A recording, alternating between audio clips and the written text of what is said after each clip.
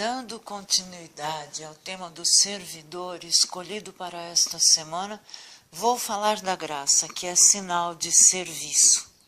Se o espírito faz o que vê nas operações da razão da alma, deve ser um bom espírito, isto é, mover o corpo com o objetivo de fazer o bem.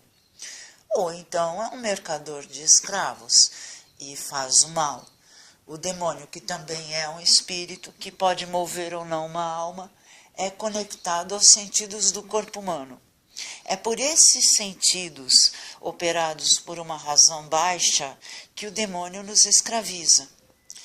Para que o indivíduo não seja escravizado pelo demônio e então morra em vida, para depois ser escravo de produção além-túmulo, é preciso que escolha ser escravo da justiça, isto é, ele deve colocar todos os sentidos do corpo e sua razão a serviço de Deus, para que não haja brechas e assim o demônio não impere por algum modo.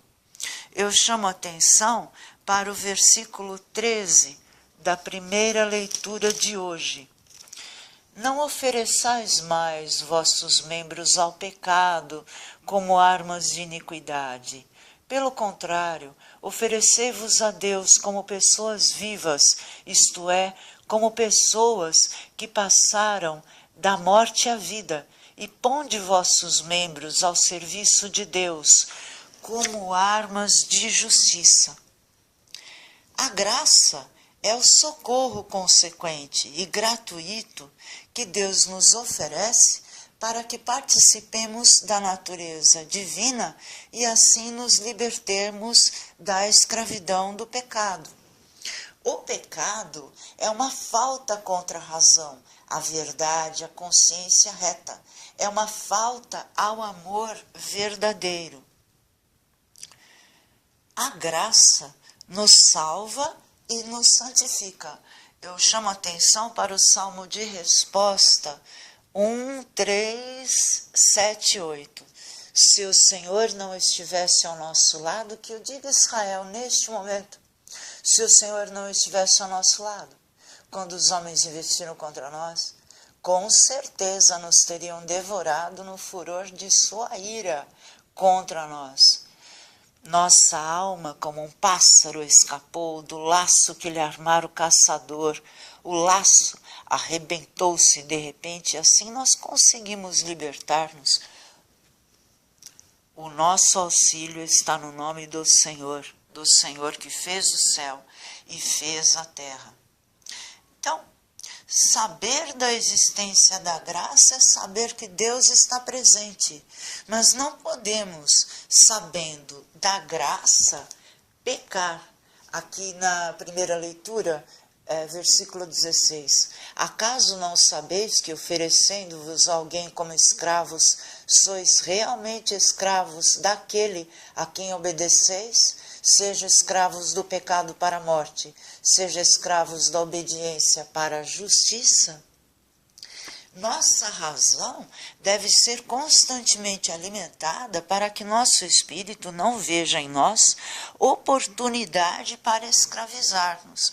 Chamo a atenção para a leitura dos versículos 42 a 44 do Evangelho de hoje. E o Senhor respondeu: quem é o administrador fiel e prudente que o Senhor vai colocar à frente do pessoal de sua casa para dar comida a todos na hora certa? Feliz o empregado que o patrão, ao chegar, encontrar agindo assim. Em verdade, eu vos digo, o Senhor lhe confiará a administração de todos os seus bens. Isto é, ao negarmos o mal e nos alimentarmos com a palavra de Deus e a Eucaristia, estaremos com a razão iluminada pela graça de Cristo, que é dispensada pelo Espírito Santo, e obteremos a administração de nossos bens, ou seja, de nossa vida, dos conteúdos da nossa consciência, de modo a não permitir a insensatez de escravizar-nos a nós mesmos.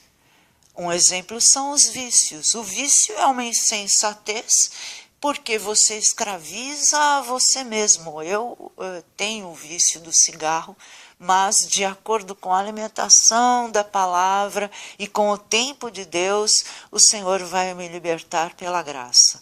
Todo vício é sinal de que não administramos nossa alma com soberania. O versículo 16 da primeira leitura de hoje, Paulo aos Romanos, que nós já lemos: acaso não sabeis que oferecendo-vos alguém como escravos, sois realmente escravos daquele a quem obedeceis?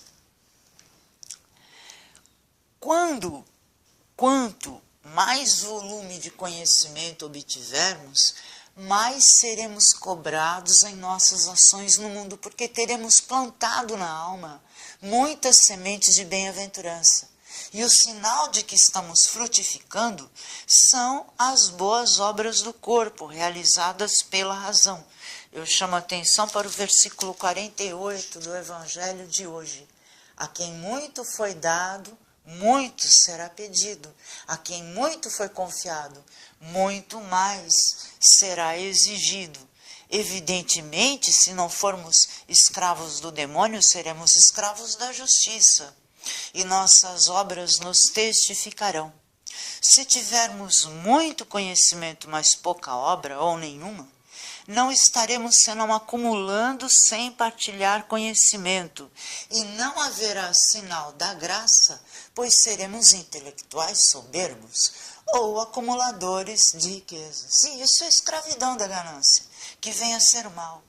Chamo a atenção para o versículo 15 da primeira leitura de hoje. Então, iremos pecar porque não estamos sob o regime da lei, mas sob o regime da graça? De modo algum. Quanto mais conhecimento e ação consequente no mundo, mais graça se obteve. Uma consciência unida a Deus é a graça que nos protege das más consciências, ou seja, da água má do pensamento do demônio. Não sabemos como é que a semente da palavra germina em nós, nem qual é o tempo de Deus para a frutificação, mas o que todo cristão sabe é que Deus, pela graça, age com poder e para nós, de modo inesperado, atua, livrando-nos da escravidão do mal. Na véspera de sua paixão, Jesus tomou o pão e disse: este é o meu corpo. Do mesmo modo, ao fim da ceia, tomou o cálice com o vinho e disse: este é o meu sangue. Quem comer da minha carne e beber do meu sangue, terá a vida eterna. Senhor, salvai-me.